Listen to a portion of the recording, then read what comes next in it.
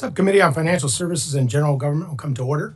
The hearing is titled The Oversight of the United States Department of Treasury. Members will have 5 legislative days within which to revise and extend their remarks and insert extraneous material into the record. I would note we have a hard stop today at 11:30. I now recognize myself for an opening statement. I would like to thank Secretary Bessent for being here today and for his leadership and his steady hand over the last several months. We are living in an increasingly complex world with no shortage of issues. Whether it be taxes or tariffs, right-sizing regulation, or creating a regulatory framework for digital assets, the Department of Treasury's role is fundamental to the resolution. If we think about it, this is why the Department of Treasury was created. The department is central to maintaining a strong economy, creating jobs, and promoting economic growth, both here and abroad. It was created to bolster our national security and to assure our economic stability, and it continues to thwart terrorists and criminals and protect the financial system from illicit activity every day. Fulfilling these responsibilities is no easy task. As the department's fiscal year 2025 spending plan reveals, it takes significant resources. It starts with a strong workforce, the most updated technology, and the appropriate working conditions, including buildings that are sufficiently maintained. But this doesn't happen in a vacuum. It also takes cooperation, transparency, and accountability. As this committee looks to fund the department's future operations, we need to understand the priorities and how the department is deploying resources across its divisions and bureaus and why. There are definitely efficiencies to be identified, but changes need to be thoughtful and deliberate to ensure the department's mission is still accomplished. We need to ensure our financial system, the economy, and leadership around the world is safe, secure, and thriving. Secretary Bessent, there are and will be challenging times ahead, but I believe you are the right person at the right time to overcome those challenges. I look forward to working with you, and I now recognize the ranking member for his opening statement. Thank you very much, Mr. Chairman, and welcome, Mr. Secretary. This is our first substantive hearing dealing with the devastating actions that the Trump administration has taken in the first 3 months of 2025, actions planned and predicted by Project 2025. I look forward to having more such hearings with other agencies under our jurisdiction, especially the principles of DOGE, OMB, GSA, and OPM, which are having such profoundly negative impact on our country. What we've seen in the first 100 days of this administration is unprecedented, and so the polls tell us, disturbing to the American people. An irresponsible, incoherent tariff policy has plunged the Americans and global economies into chaos. These past 3 months, the American economy shrank for the first time since the final days of the pandemic. The stock market fell more in the first 100 days of the Trump administration than in the first 100 days of any presidency in the past half century. Consumer confidence is at its lowest since May of 2020, the height of COVID-19. That uncertainty has also rattled the bond market, with investors dangerously starting to doubt the full faith and credit of the United States. Most importantly, Americans are hurting. Families see their costs going up. Retirees watch their life savings losing value. Small business owners and farmers risk going under as they struggle to navigate ever-changing tariffs. Our economy is in chaos, and so I think is our government. Donald Trump, Russell Vought, and Elon Musk are orchestrating an illegal purge of our federal employees. They clearly had a lot of ideas on how to remove these people and dismantle these programs as quickly as possible. Sadly, they had no clue, in my view, as to the devastating consequences of their actions on our country, our government, our allies, and the professionals we rely on to serve the American people.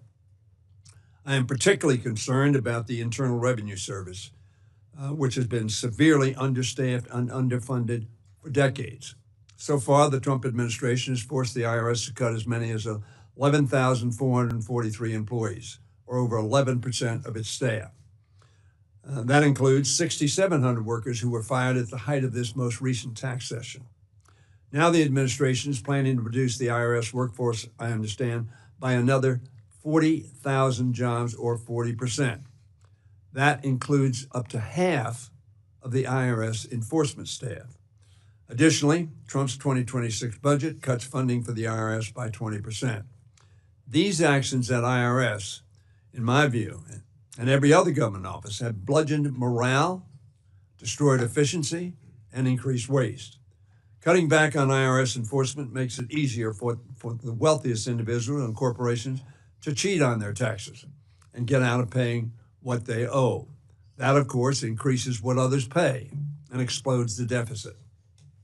As the president and congressional Republicans undermine the ability to enforce our existing tax code, they are also pursuing massive tax cuts for the wealthiest among us. Furthermore, DOGE operatives are rifling through IRS databases that contain Americans' sensitive information, including their financial history, Social Security numbers, immigration status, and more.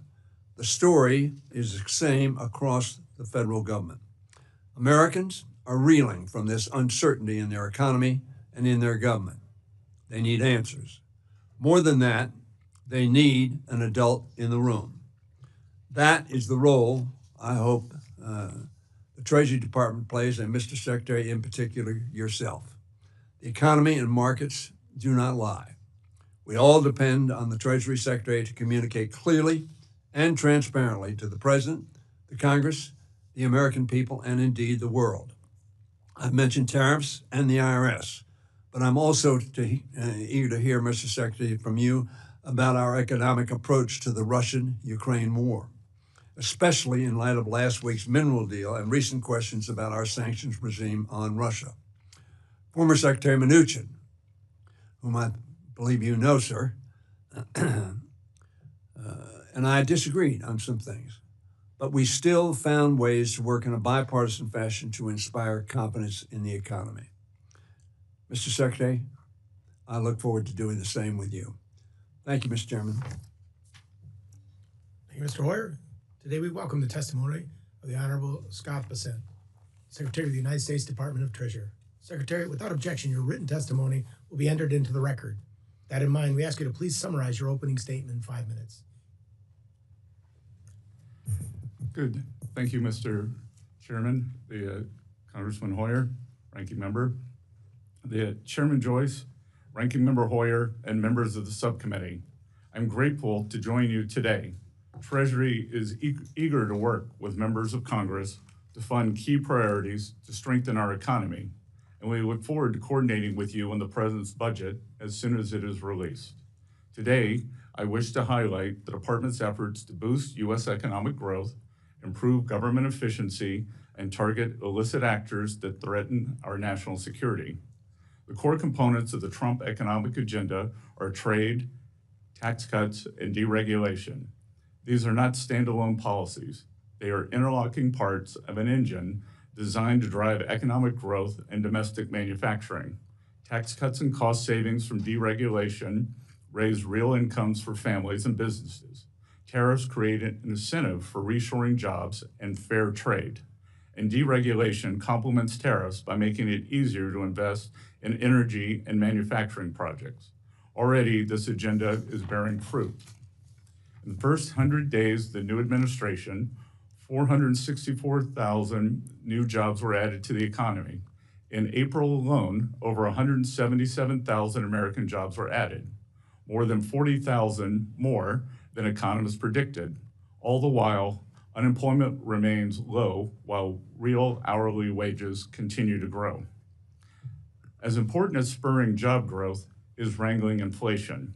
And in this endeavor, the administration continues to make tangible progress. The CPI for energy goods declined in March, as did the price index for core goods. And the CPI for all items declined for the first time since the COVID pandemic. While the cost of goods is decreasing, so are energy prices. Complementary to our efforts to grow American prosperity, we are focused on improving efficiency across all levels of government, but especially the IRS. We just concluded a successful tax filing season, but the IRS still needs significant reforms to deliver efficient and cost-friendly results for the American people. In this endeavor, we have successfully cut $2 billion from the IRS IT budget without any operational disruptions. We achieved these cost savings by eliminating, renegotiating, and de-scoping wasteful IT and professional services contracts and addressing long-standing inefficiencies, such as auto-renewed licenses unused for years. This intervention alone will save taxpayers hundreds of millions of dollars each year. We are also taking steps at the IRS to reduce administrative costs with a particular focus on paper processing, which has been a long-standing bipartisan goal. Last year, the IRS spent approximately $450 million on paper processing, with nearly 6,500 full-time staff dedicated to the task. Through policy changes and automation, Treasury aims to reduce this expense to under $20 million by the end of President Trump's second term. In addition to making government more efficient, Treasury is committed to working alongside the White House to make America safe again. To that end, we have launched a maximum pressure campaign against violent cartels and terrorist networks. We have assessed tens of millions of dollars in civil penalties against organizations facilitating money laundering along the southern border, and by leveraging sanctions, we are choking off the financial lifelines of terrorists, criminals, and hackers from Mexico and Guatemala to China and Iran. In the first 100 days of the new administration, we have set the table for a robust economy that allows Main Street to grow. With Congress and the White House working hand in hand, we expect to see even more positive results over the next few months. Key to expanding economic opportunity for all Americans is making the Trump tax cuts permanent. We look forward to working closely with the members of this committee to pass this bill into law. Together, we can build a stronger, safer, and more prosperous America. Thank you. Thank you, Mr. Secretary. I now recognize myself for the first questions. Secretary, let's fast forward a year. Where do you see the U.S. with respect to tariffs and the overarching strategy? Do you anticipate all trade deals being bilateral, or could there be multi-country trade pacts of which groups of countries agree to a tariff schedule? Mr. Chairman, this will be path dependent on our trade partners. As I've said before, there are 18 very important trading relationships. We are currently negotiating with 17 of those trading partners. China, we have not engaged in negotiations with as of yet. So I expect that we can see a substantial reduction in the tariffs that we are being charged, as well as non-tariff barriers, currency manipulation, and the subsidies of both labor and capital investment. So that is proceeding very well. Many of our trading partners have approached us with very good offers, and we are in the process of renegotiating those. With the economy, I would say that this is a three-legged stool: trade, tax, and deregulation. Trade was first. The House, according to Speaker Johnson, expects to move their portion of the bill over to the Senate on or about the Memorial Day, so we're looking forward to that. And then deregulation necessarily takes longer to affect the economy, but I would expect in the third and fourth quarters, we would see substantial benefits from deregulation that by this time last year could be at full force. We've seen a few numbers discussed in terms of how many countries with whom you have started tariff negotiations. What is the actual number, and what is the status of those negotiations? How many deals do you anticipate by the end of the year, in the first quarter of 2026 or the second quarter? And what are the biggest challenges you see to negotiating tariffs and getting trade deals done? Again, sir, approximately 97 or 98% of our trade deficit is with 15 countries. 18% of the countries are our major trading partners. And I would be surprised that if we don't have more than 80 or 90% of those wrapped up by the end of the year. And that may be much sooner. That I would think that perhaps as early as this week, we will be announcing trade deals with some of our largest trading partners. They have come to us with very good offers. And what I will tell you is that in negotiating with some of them, they may not like the tariff wall that President Trump has put up, but they have them. So if tariffs are so bad, why do they like them? And then more insidious, we can see that from a practical matter and from academic research, are the non-tariff barriers. If you were to look, prior to the escalation, I believe Chinese tariffs were only 5%. So clearly there's something else going on if they're accumulating these gigantic surpluses. The president released his skinny budget for the year, fiscal year 2026 on Friday. Budget calls for approximately $2.5 billion cut to the IRS. As you know, Congress has been pulling back money from the IRS over the last several years, somewhere in the range of about $41.7 billion. Some may ask, what's left to cut from the IRS? What would you talk about your vision for the IRS and why streamlining operations will benefit taxpayers and not hurt them? Well, Mr. Chairman, the IRS is 30 years behind on an IT modernization project where perhaps up to $50 billion of taxpayer money has been wasted. We are right-sizing that. So the substantial decrease in the IRS budget is largely in IT. We have had a large number of employees take the option for early retirement or for retirement. And again, let's look at the numbers. We are just taking the IRS back to where it was before the IRA bill substantially bloated the personnel and the infrastructure. Thank you. And now recognize Ranking Member Hoyer for any questions he may have. Mr. Chairman, let me ask you a broader question, Mr. Secretary, at the outset.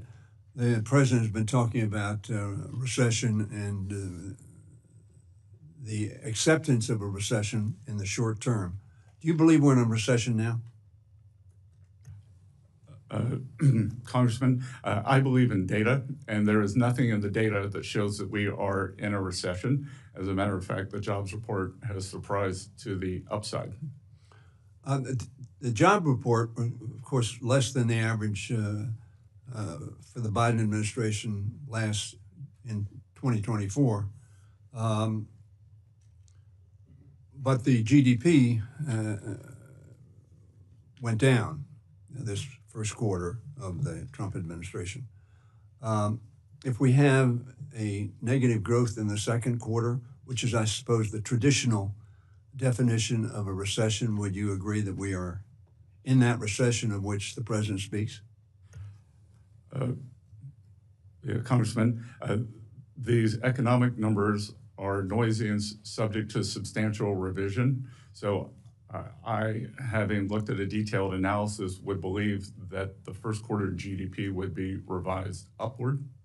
And I would also, with regards to your remark about where we were last year, we were spending 6.7%. We had a 6.7% fiscal deficit, the largest we've ever had during peacetime or non-recessionary times. So the easy thing would be to keep spending, to keep the economy running on an unsustainable path of government spending. Let me remark, because you mentioned this, I think in our meeting, we had a spending problem, not a revenue problem. I want to talk about the revenue problem. Let me suggest to you, my view is it's neither a revenue nor a spending problem, it's a pay-for problem. If we would pay for what we buy, whether it's defense or non-defense, we wouldn't increase the deficit. So I think looking at, I'm a big proponent of paying as you go. Unfortunately, we haven't pursued that on either side of the aisle, maybe for different objectives. Let me go to IRS. You probably know these figures, and these are somewhat old at this point in time. But what they reflect, as you will see, is a substantial decrease in the resources of the IRS, particularly in enforcement. As the blue representing an increase in filings, the orange representing the nominal, and the dotted line, the net actual value of the funding for IRS, particularly enforcement. The budget proposes substantial cuts. Have you or anybody done a analysis of the ramifications of those cuts, both in the short term and in the long term, in terms of your ability to collect revenue. Let me paraphrase, not paraphrase, but give a, in your discussions, you said you were not going to sabotage, that we had in my office, sabotage collections. Are you confident, in light of the fact that any IT, and I agree with you, we've wasted a lot of money on IT, that any IT will be accomplished within the next 36 to 48 months, and therefore justify a reduction in personnel? Congressman, let me work backwards there. So I am confident that we will make substantial progress in the IT and right-size the payment system, the collections system. As I've repeatedly said, my priorities are collections, privacy, and customer service. And again, the substantial increase in the enforcement group, there is nothing that shows historically that by bringing in unseasoned the collections agents that results in more collections or high-end collections. It would be like sending in a junior high school student to try to do a college level class. That becoming a high-end IRS collections agent is something that one grows into. So I believe through smarter IT, through this AI boom, that we can use that to enhance collections. And I would expect that collections would continue to be very robust as they were this year. Chair now recognizes the gentleman from Arkansas, Mr. Womack, for any questions he has. Thank you, Mr. Chairman. And thank you, Mr. Secretary, for your service and for being here today in front of my colleagues. I'm going to ask a question that I'm sure you've never been asked before, but I'll give it a try here. When is X date? Congressman, we are, as I said earlier, we still take in a large amount of the paper returns. So every Friday, I get a summary, and if you can believe it, as you know, tax day was April 15th. We are still tallying that. So that we will share with Congress when we believe we are approximating that date. So that will be forthcoming. But I will tell you, just as an outfielder running for a fly ball, we are on the warning track. And when you're on the warning track, it means the wall's not far away. So it's not today, may not be next week, but it is fast approaching. And of course, the United States government will never default. That we will raise the debt ceiling, and Treasury will not use any gimmicks. We will make sure that the debt ceiling is raised. You have already answered a couple of questions about the president's budget, and I'm going to ask maybe a little differently. The president's budget request for fiscal 26 looks very different from President Biden's budget just last year, and I have been a longtime proponent of getting our fiscal house in order, and I applaud the president's attempt to get our fiscal house in order. During my tenure as chairman of the House Budget Committee many years ago, I co-chaired the Joint Select Committee on Budget and Appropriations Process Reform, and many of our recommendations are included in Trump's requests. It's no secret we're heading toward a big and needed change within the federal bureaucracy. That said, his budget request for the Treasury is $11.5 billion compared to FY25 enacted at $14.2. Now that's a 19% decrease. You've already mentioned that we have savings achieved in contracts regarding IT services and this sort of thing, and we've saved the American public a lot. But you've also said that IT remains one of our biggest challenges, particularly within the IRS. So how is it that you're going to operate with a smaller budget that still serves the needs of the American people? Sir, part of that has been bringing people back to the office. So on March 10th, we reinstituted a work from your office program. And again, I think it's going to be efficiency. We have asked for more money for many of the priorities. The Treasury Foreign Intelligence Network and the Office of Foreign Asset Control, OFAC. So we will be keeping the American people safer. And again, we think through efficiency gains, the federal government historically does not have productivity increases. And as I've continually pointed out, DOGE is the Office of Government Efficiency, not the Office of Government Extinction or Eradication. So I think that it is not a big leap to do much more with less. Are there $2.5 billion worth of efficiencies? Well, again, just two of it is in the IT department. And if you were to look, Treasury processes about 1.5 billion payments per year, which is like a mid-sized U.S. regional bank. We have had many of these banks come in and talk to us about their payment programs, and their departments are 1/10 the size and 1/10 the budget. So allowing for the redundancies that we would need as a government agency, then we think that we do need to be bigger and more fulsome, but there are substantial savings to be had.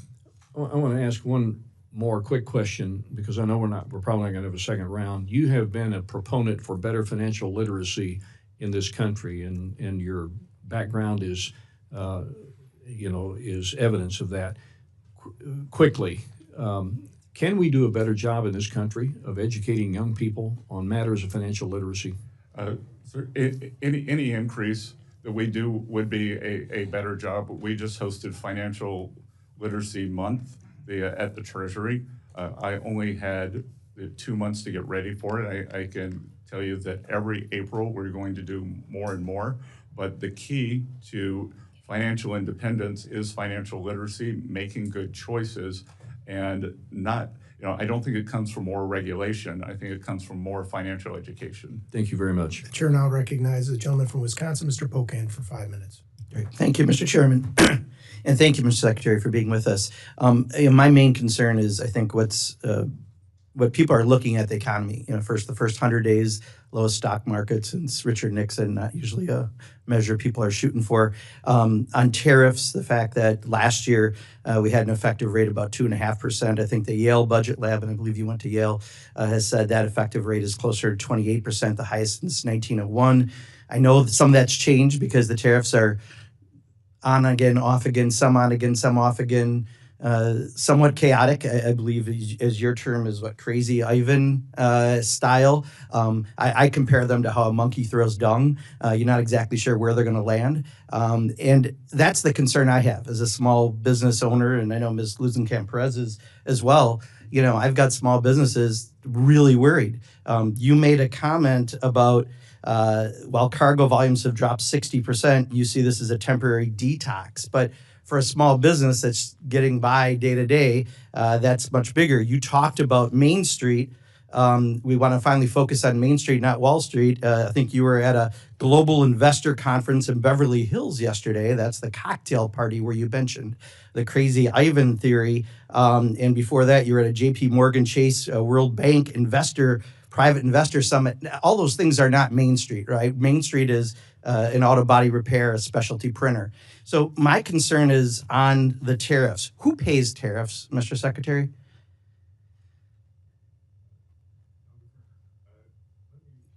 Answer the questions I asked, please. I only have 5 minutes. Who pays tariffs? Sorry, well. Who pays tariffs? Sorry, Mr. Secretary, please. Excuse me. The question is very simply, who pays tariffs, Mr. Chairman? I'd like him to answer that question. Well, He wants to answer other questions. well, Congressman, if the exporters, they dislike tariffs so much, why wouldn't they? If I think what you're trying to get me to say. Did you remember the question? I'm not sure you did. Who pays tariffs? It's a very complicated question. Reclaiming my time. People pay tariffs, right? Reclaiming my time, Mr. Secretary. Reclaiming my time, Mr. Secretary. Reclaiming my time. You clearly aren't going to answer. I'm not going to waste my time having you go, Mr. Secretary, Mr. Chairman, I asked reclaiming my time. Tariffs. Mr. Chairman, and I asked to reclaim my time. Did I not? No, I said reclaiming my time because he's clearly not answering it. So, yeah. So as a small business owner, and unfortunately I'd like that time back since you failed to recognize me for 30 seconds. So I just recently from one of my suppliers got the tariff surcharge on things. And in addition to the tariff surcharge, guess what else got raised? American-made walnut plaques. That has nothing to do with tariffs, but companies take advantage and do that. So right now, we are getting screwed right and left because of the indiscriminate use of tariffs. That's the reality for Main Street. And you go off to Beverly Hills for private investor conferences and talk about crazy Ivan theories. Answer that. What is the crazy Ivan theory of tariffs that you mentioned at the summit? Well, first of all, sir, I've had meetings with more than 50 small lenders. So I want to clarify that. I would also say that in game theory, strategic uncertainty, of which you seem to like the name Crazy Ivan. Well, it's your words, correct? Didn't you use Crazy Ivan at the? Well, you've used it 5 times, and that's the question, Mr. Chairman. I am saying the strategic uncertainty is part of negotiations. Should we say, here's what we'll accept. Please take this. Okay, I've got your answer. Thank you. I'm going to reclaim my time again. So for a small business, we don't have that luxury, right? When the ports are empty in California and we can't get goods and people are stocking up for Christmas goods, Crazy Ivan is great for, please don't take this offense, really rich people like you. But for people like me, it's not, right? That's what makes small businesses fail. That's what makes people lose their jobs. That's what makes the stock market tank. So I'll ask one more time, who pays tariffs? Sir, the history would show that it is a complicated mix of who pays the tariffs over various times. So that's exactly the problem. If your answer, and you are a very educated person, you have a very impressive bio, cannot answer the question who pays tariffs because you won't answer that, and you say it's a complicated issue. It's not complicated. Consumers pay Trump's tariff tax. That's the reality. And I'll yield back, Mr. Chairman, but I do think next time if I ask to yield back, I would appreciate having my time yelled back. Chair now recognizes the gentle lady from Iowa, Ms. Hinson. Thank you, Mr. Chairman. Good morning, Mr. Secretary. Thank you so much for taking the time to come and answer our questions. I appreciate what the Trump administration is doing to try to level the playing field for American consumers and restore our economy to where it needs to be. So I really appreciate the work that you were doing to make that happen, Mr. Secretary. And I certainly, as an appropriator, recognize the importance of making sure that every tax dollar is spent appropriately, and I appreciate your opening comments as such. So with that, the GAO estimates the federal government loses between $233 and $521 billion annually to fraud. Those are alarming numbers, hard-earned tax dollars just wasted. President Trump has certainly acknowledged the absurdity of this level of waste, and he signed Executive Order 14249 to protect America's bank account against waste, fraud, and abuse. And I was proud to support this effort by introducing a piece of legislation to codify that, the Protecting American Taxpayers from Wasteful Spending Act. One of the provisions of this EO is directed at your department, the Department of Treasury, to establish pre-certification and pre-award procedures across the federal government to prevent fraud and improper payments. So can you define for the committee today what an improper payment is and some examples of what you're seeing and why these procedures were not already in place before, Mr. Secretary? Well, it's a bit mystifying why they weren't in place. And what we are seeing is that there was a very complacent upper level of management in many departments across the entire government. What I can say at Treasury, that of the 1.5 billion payments we send out every year, they're required to have something called a TAS, a Treasury account symbol. We discovered that more than one third of those payments did not have a TAS number. So as the Appropriations Committee, you should be shocked by that, because how can a payment be tracked back to an appropriation? Only through the TAS number. So there was no accountability. So that is why the 450 organizations that sit above Treasury, where Treasury acts as the paymaster, are unable to pass an audit. So we have cracked down on that. Every payment now requires a TAS number. Very simple. And I will tell you that the mid-level employees who I have had come into Treasury to talk to me about that feel liberated.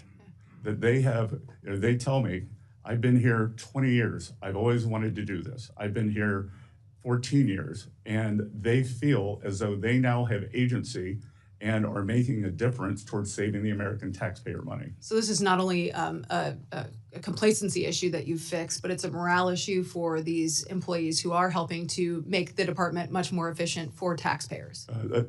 They're very energized by their participation. Yeah, it's certainly unbelievable when you think about that this was not in place, and certainly it's we've got lots of examples from the previous administration of some of those catastrophic failures. Who would you say is benefiting from those improper payments, and how could a government agency really justify standing idly by while those errors were seeping into our system and making our government less efficient?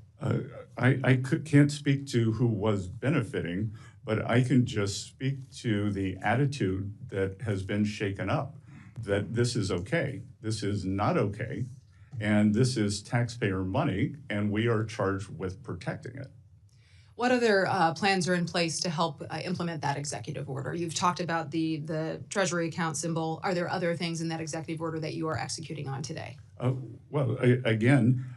president, as you mentioned, has passed. We are trying to go more paperless with the checks, with the very important checks that the citizens across the U.S. receive, whether it's Social Security, veterans benefits, tax refunds. There is a substantial number of those are stolen. So the president has issued an executive order to try to make that more electronic.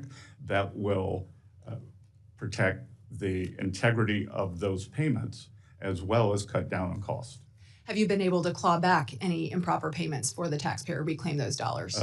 Yes, we've clawed back tens of millions of dollars. Tens of millions. Well, look forward to continuing to work with you to improve those efficiencies and execute on that executive order. Appreciate the work you're doing at Treasury, Mr. Secretary. Thank you. Thank you. I yield back. Thank you, Ms. Hinson. Chair now recognizes the gentle lady from Washington, Mrs. Glusenkamp-Perez. Thank you, Chair. And thank you, Secretary Bessent, for being here. So I ran an auto repair shop before coming here, and I know that people who are turning wrenches, who are filing an earned income tax credit or tax return, they're about 4 times more likely to be audited. And I'm wondering if you could talk to me about what the plan is for ensuring that regardless of what income strata you're in, your probability of being audited is equitable. Well, the Congresswoman, I think that was one of the problems with increasing the enforcement. There was nothing to say that there would have been more enforcement at any distributional level. So that what you were saying is that those receiving the earned income tax credit are more likely to be audited. That would have just meant more auditing. There was also a proposal to track small payments, $600 on Venmo and things like that, which has been pushed back also. But what is the forward program to ensure that there is an equitable? I have some quarrels with what you said, but what is the plan, the implementation plan to ensure moving forward we are getting towards a more equitable enforcement rate? Look, we are reviewing the processes for who is audited at the IRS. There's been a great deal of politicization of that. So we are trying to stop that. And we are also going to look at the distribution of who is audited and why they are audited. Look forward to hearing more about how that is being implemented and how we can help you with that. So I think you and I agree that the current trading system has failed working people who are turning wrenches, driving trucks, changing diapers.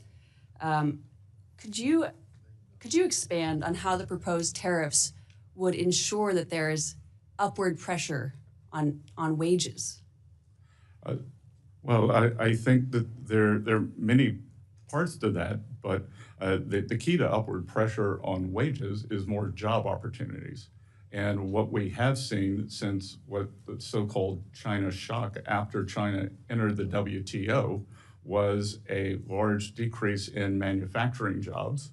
And studies have shown that workers in manufacturing jobs have more potential for large-scale wage increases than service workers do. So moving more workers from service work to manufacturing should do that. And the administration is also trying to bring down the cost for working families. I agree, right? If you are trying to earn a living as a barber, you have to move to a city to earn a high wage. But if you're in a rural community where there's a factory job, you can own land, you can own your home. And I think one of your points about financial literacy is ensuring that we do have economic self-determination. You can buy the pair of boots that will last 5 years and not be in this pace. But there's a lot of work to do here, building real wealth and not the nominal kind of, I'm not really here to be a defender of the stock market. Most of the people I know don't trade stocks in my community. It's a question of being able to own land, having that capital access to start your own business, and some of the antitrust work to ensure there's a level playing field for small businesses like mine. I'm hearing from constituents who have questions about their tax returns and are having trouble getting a real person on the line to speak to. What can we do? What is your plan for decreasing wait times, for having somebody be able to actually talk to a human being when they call the IRS? Well, again, this goes back to my three priorities: collection, privacy, and customer service. So we are moving money into customer service at the IRS. And it's almost imaginable that the phone banks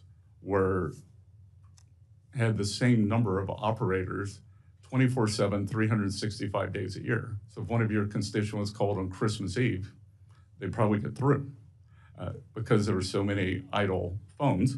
If they called on April 14th, there was no surge to help them. So, as President Trump has repeatedly said, this is a common sense administration. So we're going to have common sense for the IRS. Playoff season is for the first, from January 15th to April 15th, game days April 15th, and we're going to make sure that it's better staffed then. Thank you. I yield back. Thank you very much. Chair now recognizes the gentleman from Texas, Mr. Cloud, for his 5 minutes of questions. Thank you, Chairman, and thank you, Mr. Secretary, for being here. I think it was Albert Einstein who said that you can't solve problems with the same kind of thinking you used when you created them. And that's one of the things I certainly appreciate about you and the Trump administration and what you're bringing to the table. For a long time, we've seen the managed decline of America, and while many who run for positions that we hold will campaign on the need to do something, what we've seen is too often, and even because some of the politicking we've seen today, for the sake of politics, we've not been able to do the big hard things that we need to change course and get us out of the $36 trillion debt pathway and growing pathway that we're on, leading to that wall that you talked about. The American people have watched this all play out, realizing that their nation's been in decline and seeing what they thought was kind of the promise that if we put the experts in charge, they would run the government, we would have a regulatory pattern that worked, the wealth gap would close, America would be strong, and that has not happened. What did the experts get wrong that you're correcting? Well, sir, under President Trump's first administration, the wealth gap did close. That the bottom 50% of households by net worth saw their net worth increase substantially more than the top 10%. And we are aiming to do that again. That under President Trump's first term, hourly workers' wage gains were higher than supervisory workers. And look, what people got wrong was the shock. And there was this terrible policy of, it was essentially compensate the losers. And I do not think that the American workers are losers. They were simply cast aside as the necessary collateral damage in this unfettered free trade. And the free trade is not always fair trade, and we can see that from the large surpluses that these countries are accumulating on the other side. So we are aiming for fair trade to bring back high-paying precision manufacturing jobs to the U.S., and we are doing that. We're using tariffs, but we were also using the substantial deregulation, energy dominance. So we want to continue to make the U.S. an even more attractive location for manufacturing. It's interesting you talk about manufacturing. I think it was in 2008, the intelligence community put out a report. I talk about it a lot because they said the greatest transition of wealth, power, and influence is happening right now. And this was some years ago. They said we expect it to continue, and it was going from the Western countries to the Eastern countries. And they said it was happening because we were sending manufacturing overseas and we were sending oil and gas revenues overseas. And yet they said it was like an unsolvable solution, yet we have the Trump administration who's coming in and solving what seems to be not an easy solution, but a very clear solution in bringing manufacturing back and bringing oil and gas back. And appreciate it. I wanted to ask you, because there was a comment about the bond markets, and certainly that's really is a concern. We need to make sure that they stay strong and that the dollar stays strong. Are the bond markets more affected by the tariffs and the concern we see in them now? Are they more affected by the tariffs or out of control debt and the fact that Congress can't seem to get our fiscal house in order? Well, I will tell you that the large stock of government debt is why I'm sitting here now, as opposed to back in the private sector. I became so alarmed by what was going on under the previous administration, this deficit that we had, highest ever, that when we weren't at war or weren't in a recession, and it's unsustainable. And I thought it was deeply cynical. And if we'd done it, if we continued it, then we would have gone into a malaise where we couldn't grow ourselves out. We would have probably been forced into looking more like a European-style economy, very high government spending, lack of innovation, and lack of mobility. And that would matter for us here at home, but certainly even for the world, because we've kind of been the innovation engine of the world. Yes, sir.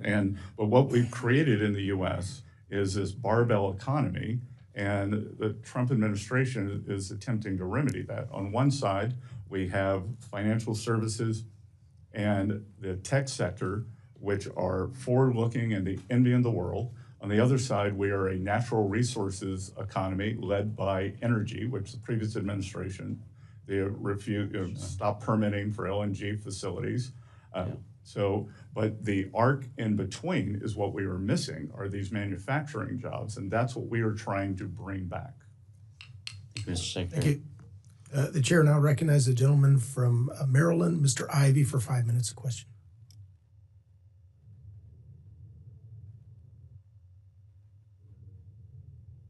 I appreciate you being here today, Mr. Secretary. I wanted to ask you a few questions about DOGE and the role it's playing at Treasury. You came into office, I guess you were sworn in on the 27th, was it? You were confirmed by the Senate on the 27th? Is that about right? 28th. 28th? Okay. And then you started working at Treasury immediately after that? All right, and DOGE began working there as well with respect to the payment systems? Two individuals from DOGE who were actually Treasury employees were on site. Okay. And I believe you were approached by the highest ranking career official at Treasury, David Lebrick. Am I pronouncing his name correctly? I believe it's Lubrick. Lebrick? Okay. What was the nature of that conversation? I assume this was about the Doge issue, but tell me briefly what that conversation was about. Well, that conversation was about a discussion of the payment system. And when I go back to what I didn't know, I think I walked in the office around 3 p.m. and I think he and I were having a conversation at 4:30, and I got to ask for the short version. Oh, no. Okay. But I will tell you that when we were talking about the tasks, that it was people like this individual who were hitting send on the payments.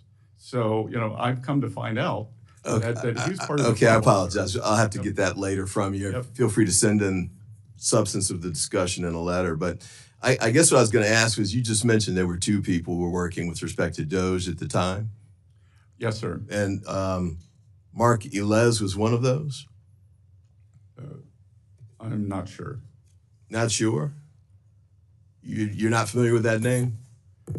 I don't recall that name. I interviewed Tom Krause and personally recommended him to work at Treasury. Okay. Well, Mr. Ilez had worked at Mr. Musk's SpaceX company. And the Wall Street Journal issued a story, I think around February 7th, that talked about statements that Mr. Ilez had made in the prior year. One was, you could not pay me to marry outside my ethnicity. Another was that he wanted to normalize Indian hate. The third was, just for the record, I was racist before it was cool. And another was, I just want a eugenic immigration policy. Is that too much to ask?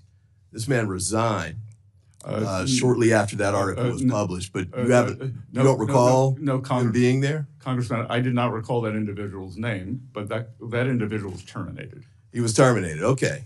Well, I appreciate that. Although it appears that he then later turned up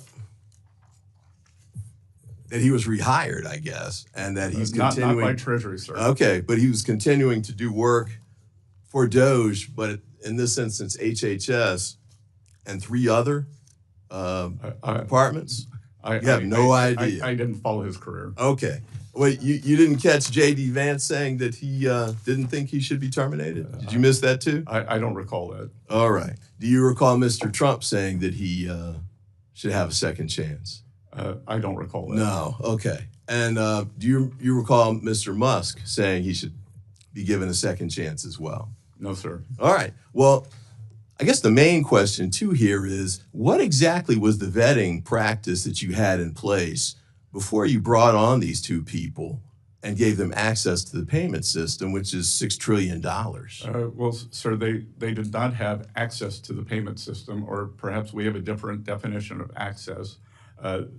They only had read-only abilities, and they were there for tech support to look at the payment system, the ERP system, just like any private enterprise.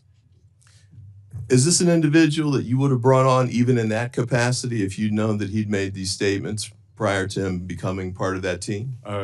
Congressman, that I think it's very difficult to monitor everyone's social media. That's not what I asked. If you knew that he had made these statements, would you have brought him on in the capacity that he had at the Department of Treasury? I think the Office of Personnel Management would have flagged that.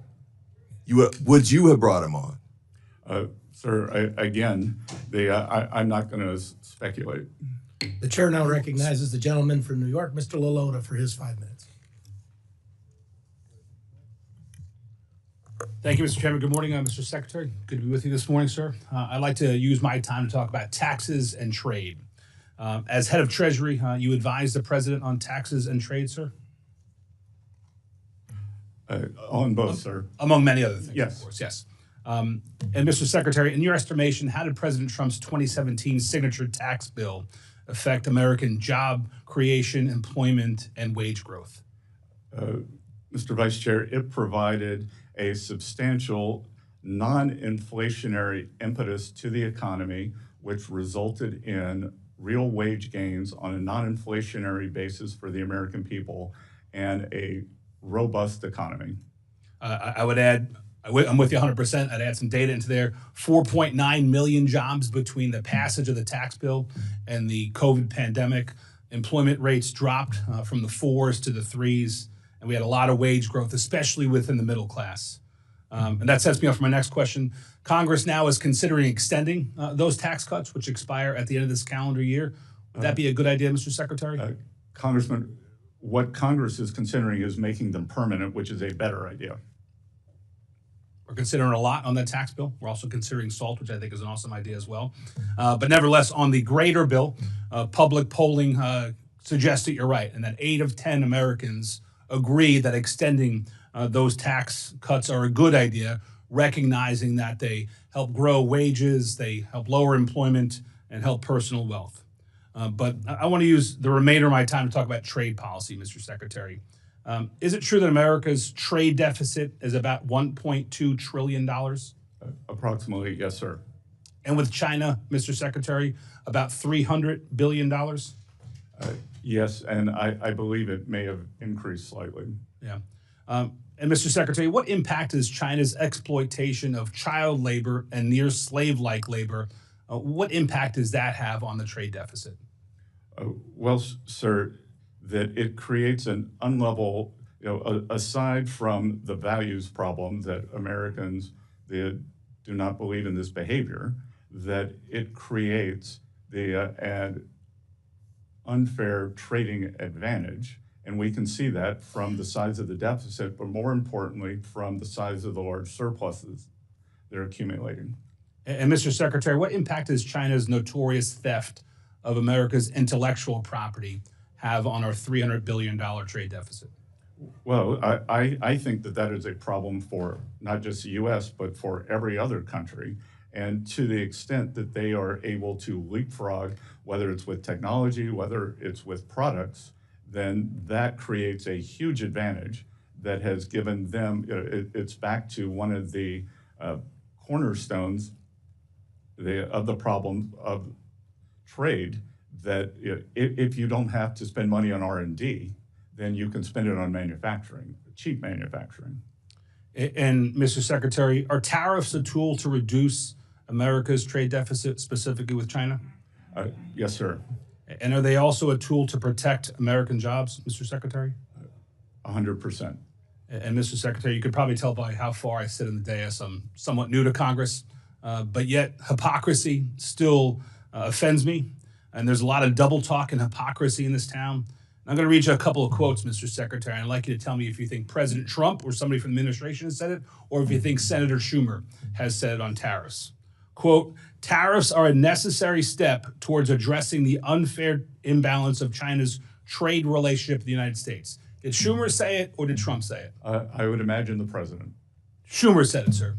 Schumer was just a year ago, in February 2024, talking about tariffs being the answer to combat some of those issues in China, specifically ripping off our intellectual property and exploiting slave labor and child labor. Well, Congressman, I would also note that the many government officials, including presidents, were also in favor of a border wall until President Trump was. Good point. That leads me to my second question.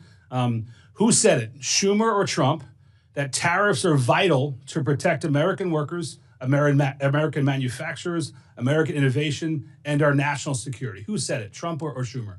I would imagine it was the ranking member.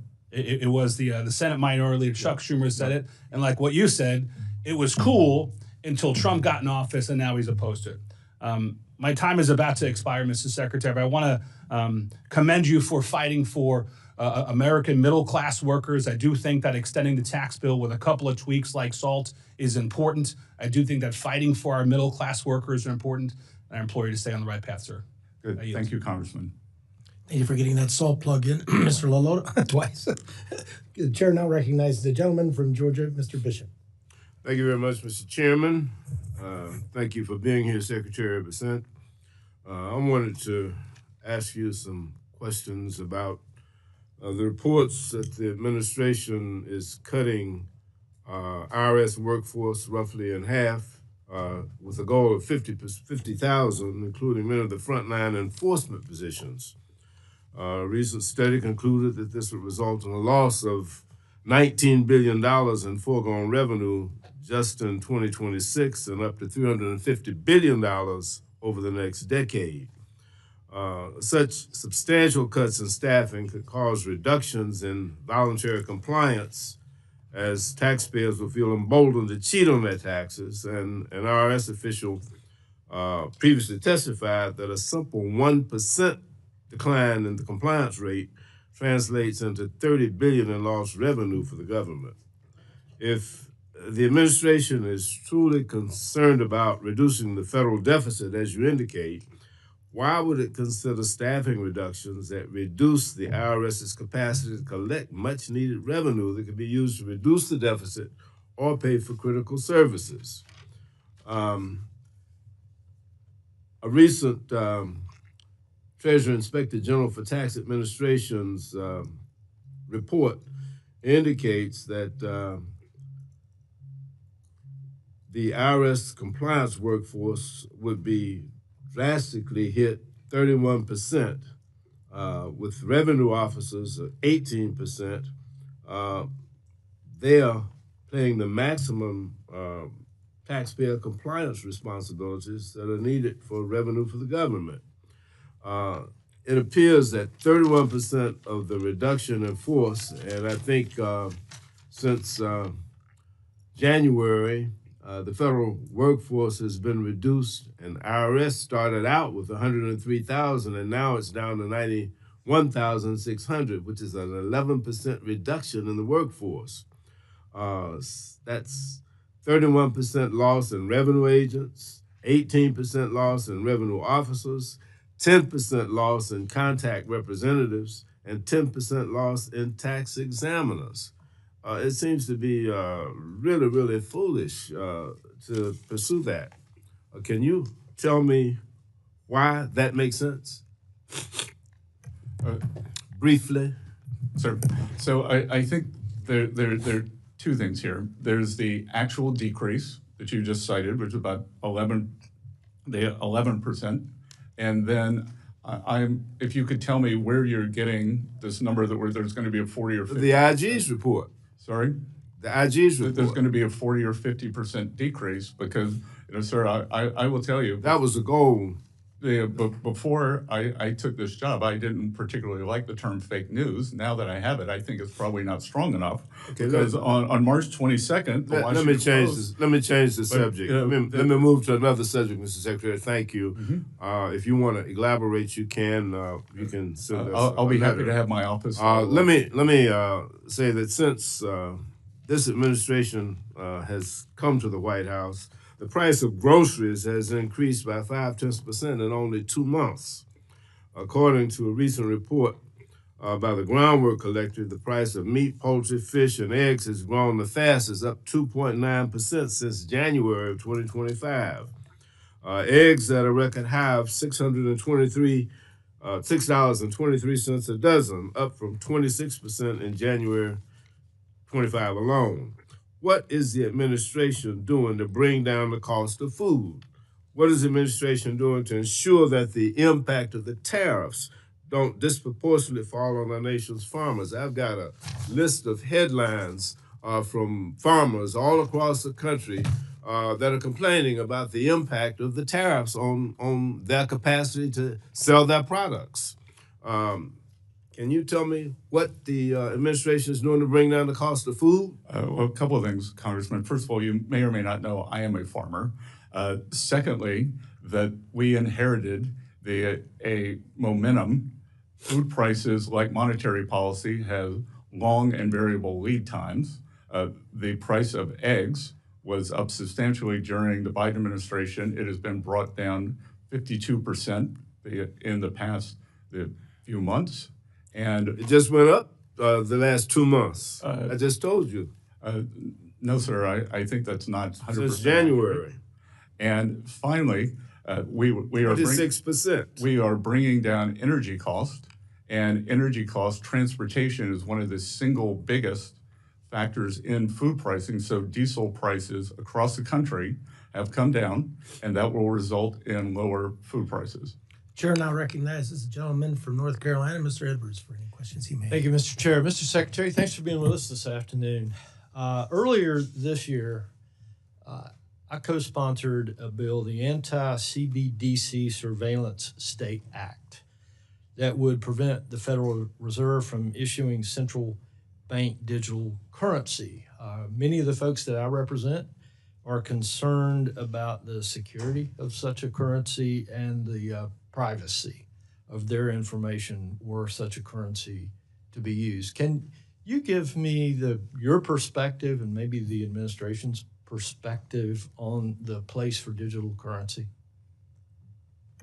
Sir, we believe that digital assets belong in the private sector, and my personal view is that having a central bank digital currency is a sign of weakness, not strength, because really the reason, if there is a reserve, say a reserve manager or a foreign central bank holds US dollars, then there is a wide variety of US assets they can invest in.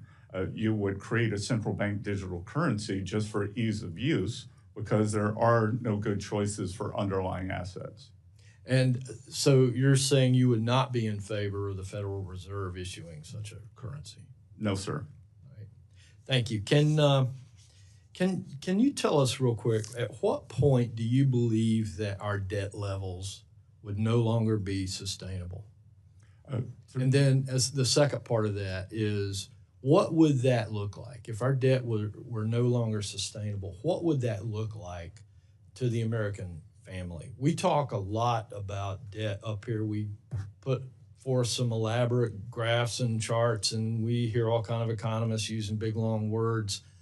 I need to be able to describe to the people back at home what that might look like in their lives were we no longer sustainable. Well, it would look like a sudden stop in the economy as the credit would disappear, as markets would lose confidence.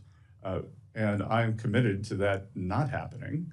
And again, a tipping point in debt sustainability is very difficult to pinpoint, but what is not difficult to pinpoint is a trajectory. And the trajectory is unsustainable when and if the markets were to rebel against is very difficult to know.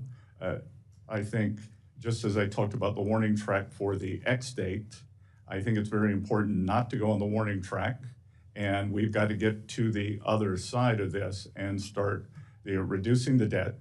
And the debt numbers are indeed scary, but the Secretary Yellen and I both agree that it is the debt to GDP that is the important number. So we are trying to both control the absolute level of debt, pay it down, but also grow the GDP. And so I applaud your approach towards the debt. Give us an idea of where is that tipping point? How close do you think that we might be to that? Again, sir, I think what the market, having been in markets for 35 or 40 years, what the market is more concerned about is a trajectory. Are you on a trajectory that is unsustainable, or are you, as we said during COVID, bending the curve? So the goal here is to both bend the curve, but to grow the denominator and use growth and spending constraint to solve this problem. And thank you for that. And as part of the president's cabinet and seeing more inside what's taking place than any of the rest of us, what role would you say that DOGE is playing right now in prolonging that tipping point and reversing our fiscal trend? Well, I think DOGE or any other measure to constrain the spending is admirable, important, and necessary. And if we don't do that, as I've said, ranking member, they have mentioned it, we do not have a revenue problem, we have a spending problem, and we have to bring this spending under control. Thank you. I've got just a few seconds. Can you tell us what keeps you up at night regarding cyber threats to our Treasury system? Well, it's cyber threats across the entire financial system, sir. And that's why at Treasury, we are leading the effort for more resilience within the entire financial system, whether it's across the banking system, the payment system, and the Treasury system. As you would have seen, Treasury was hacked last year. We've just discovered an OCC hack that discovered last year. So these hacks are real and dangerous. Thank you, Mr. Chair. I'll yield. Thank you. The chair now recognizes the ranking member of the full committee, Mrs. DeLauro, for any questions that she may have for 5 minutes. Thank you very much, Mr. Chairman. My apologies for being late, and apologies to you, Mr. Secretary, but lots of hearings happening here. So just a couple of points, and I want to ask my question. It's just a follow-up on this IRS piece. I think it's very interesting that, well, first of all, I totally disagree with you, Mr. Secretary. We have a revenue problem, and that's where the IRS comes in. And we think about the debt. We think about the $2.3 trillion that was the debt really built up with the tax cuts to the wealthiest and the biggest corporations in 2017. We're now looking at an additional $4.5 trillion in tax cuts, which are making their way to, again, the richest and to the biggest corporations. That is debt. And that is something that I don't know about yourself and others in the administration who refuse to see that kind of debt. And the almost unbelievable piece of this is the IRS 2024. We invested in it, able to recover more than $1.1 billion from roughly 1,600 millionaires. Projected at the time that investments in high-end enforcement data and analytics that an additional $851 billion would result in revenue over the next 10 years. The Inspector General has said IRS lost 30% of auditors under Elon Musk's illegal purge. People who are wanting to ensure that millionaires and billionaires are paying their taxes. And the issue is that we're going to pay for those taxes by taking it out of the hide of Medicaid and of children, of low-wage workers, and of seniors. The issue that I want to try to get to, I'm going to make another point, is your comments on your recent comments that seem to call into question the vitality of the textile industry in the United States and national security. I applaud the administration for the steps they've taken on de minimis and closing down that loophole. I think it was very, very important to do this. We need to go further. It needs to be applied to all countries, not just to China. But unbelievable commentary on the U.S. textile industry. Provides good jobs across this country, particularly in rural areas. The supply chain directly employed 471,000 workers, produced roughly $64 billion in product in 2024. Let me get to my question with only 2 minutes to go here. This is the dealing with standing up for a mechanism in the U.S. to screen our investments in China, to ensure capital, technology, and know-how are not fueling the capabilities of the Chinese Communist Party. I've had a bipartisan bill to do that for years, helped negotiate the bipartisan bill that nearly passed last year, and I strongly support executive action to address the issue. In fact, we got appropriated funding for Treasury to implement the executive order on outbound investment. Mr. Secretary, I understand that the administration is currently reviewing the executive order.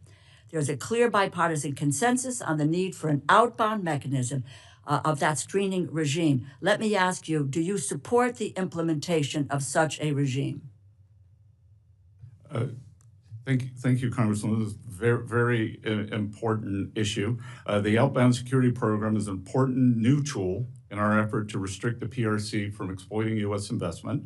The program just began a few months ago, and we are learning and we anticipate gaining important visibility into U.S. persons' investments involving PRC entities. We appreciate the interest from Congress, and while legislation is important and helpful, I would like some time for our process to inform any legislation. We would like any legislation to be both flexible and durable. Well, in your confirmation hearing in January, you noted, and this is a quote, we should have a very rigorous screening process for U.S. investments in key sectors that could go to China. And in March, you said, we will make sure that our outbound investment doesn't get used against us. We are going to continue investigating this and where necessary to block it. I heard your answer, and quite frankly, it sounds a little bit wishy-washy. I want to be clear about this. You have expressed support for outbound investment for months now. Has that changed in any way? What's the status of the administration's review of that order? What about the timeline on this, because it's an important issue? And can you commit that your department will enforce this executive order to its fullest extent?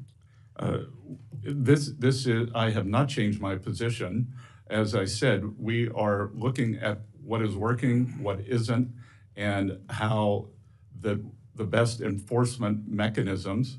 And when a bill comes forward, again, we want it to be fulsome and durable, and a 2025 bill for all the nuance that goes with this.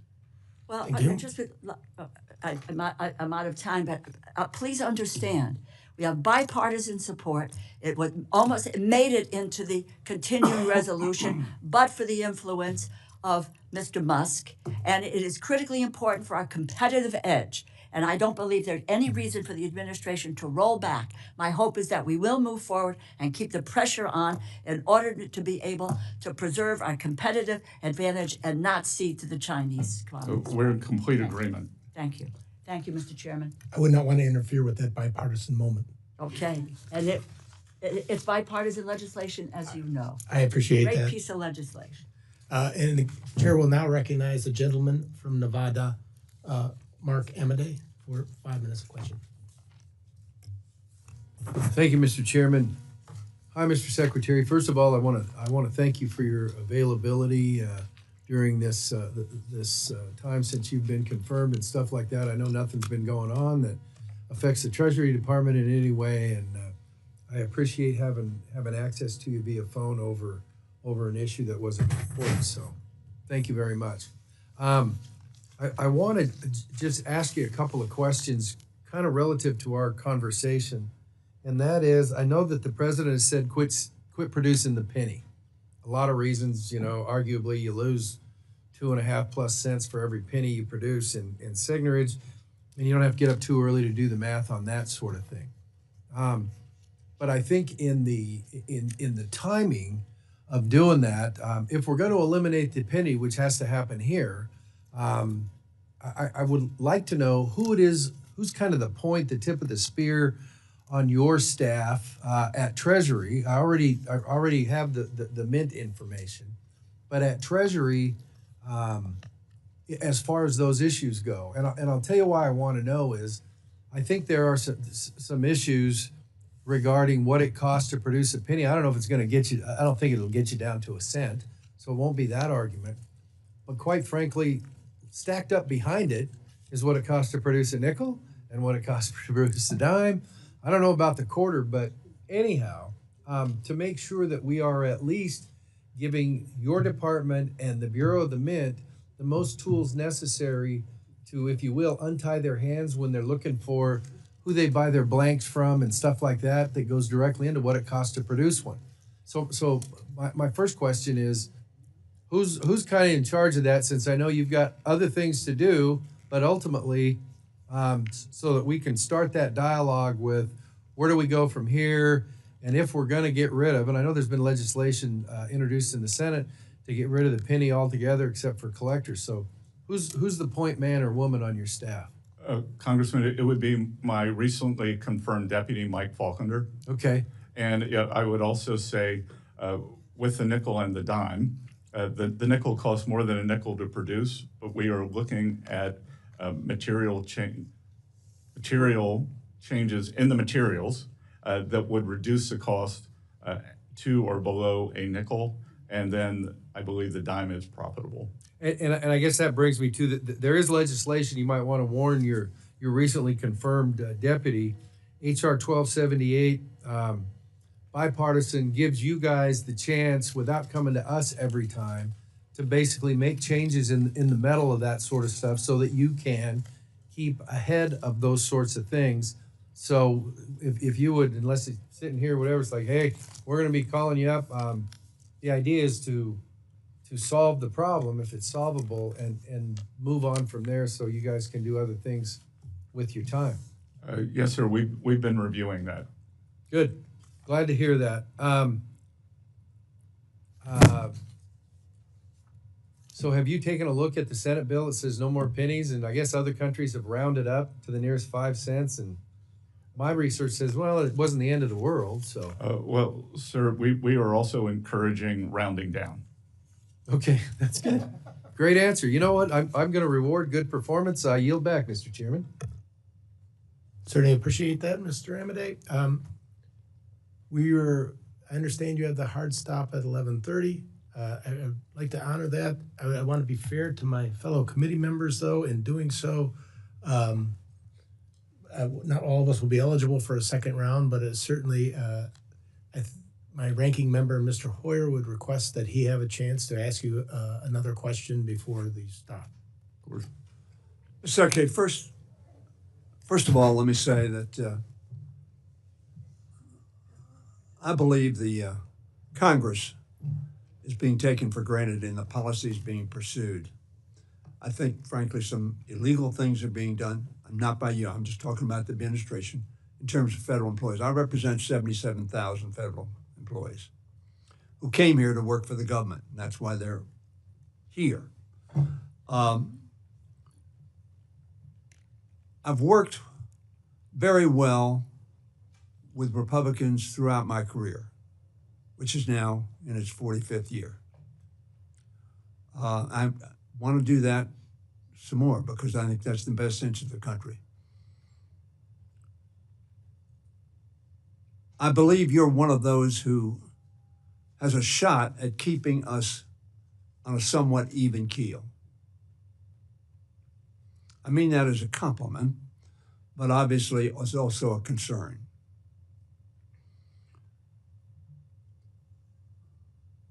When you say, and I want to reiterate this, that we have a spending problem, and I retort to you, no, what we have is a paying for problem. If I make $1 million, I can spend $999,000 less taxes. But if I make $500,000, I spend $1 million. That is a paying problem because I don't pay for it and I accumulate debt. That's how debt goes. Now, I was here in the Reagan administration some period of time ago.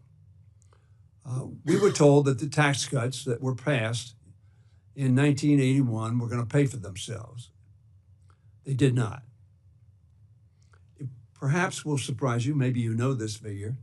The largest increase in the national debt was under Ronald Reagan, the only president who had a triple-digit, 189% increase in the national debt during the course of his term.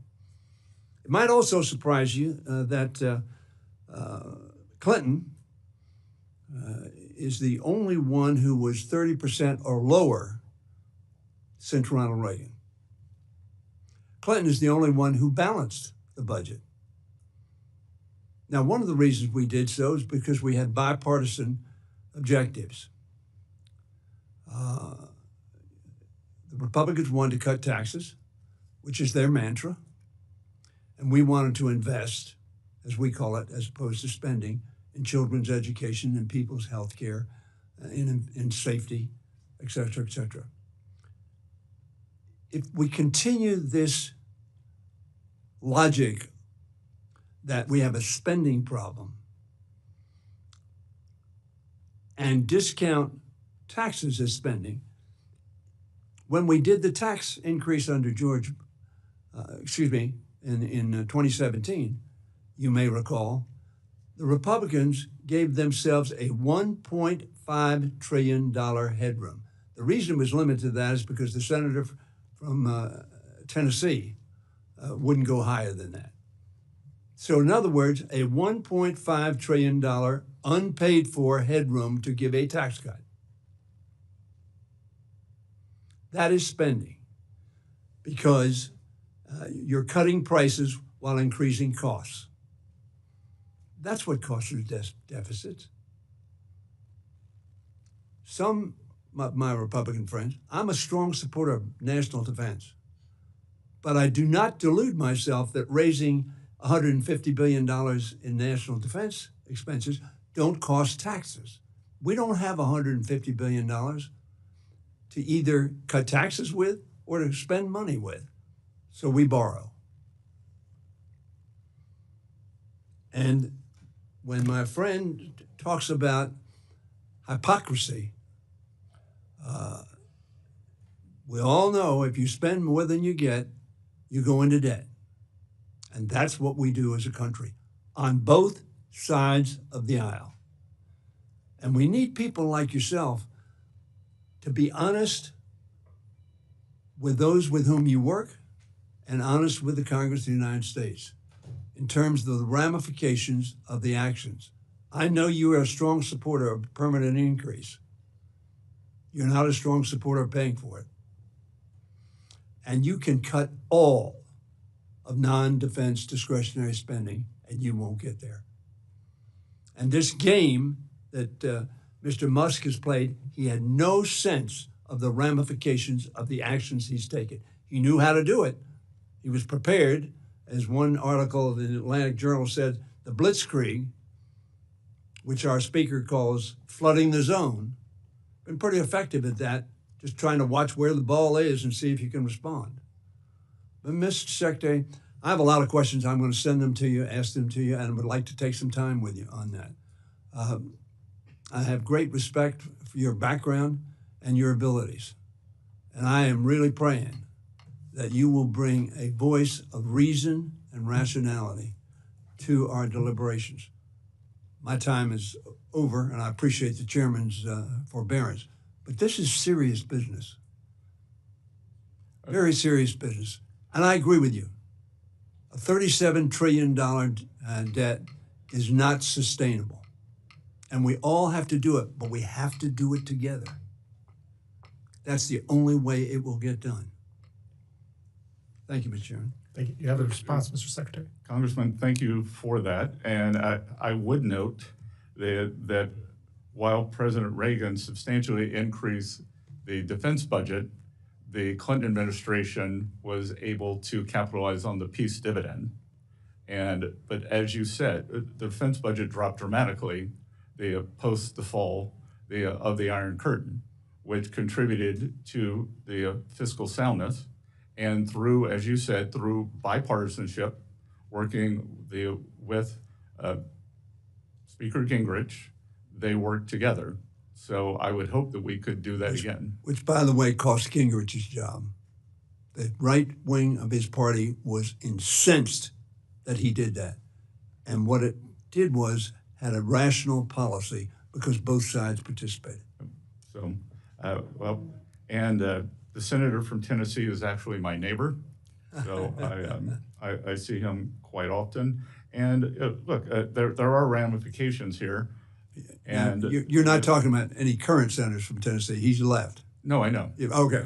Senator Corker. I want to make sure we had the right Tennessean. Senator Corker. Yes. Yes.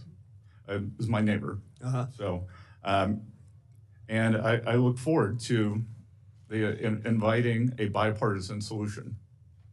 Thank you, sir. With that, our time is concluded. I'd like to thank you, Secretary Bessent, for being here today. There may be some members, as the Ranking Member Hoyer has indicated, who have questions. We're going to submit those questions for the record. And we ask any of the, please submit those questions to the subcommittee staff within the next 7 days. I would ask that you try to respond to them within the next 15 business days after receipt. Thank you. With that, the subcommittee stands adjourned. Thank you.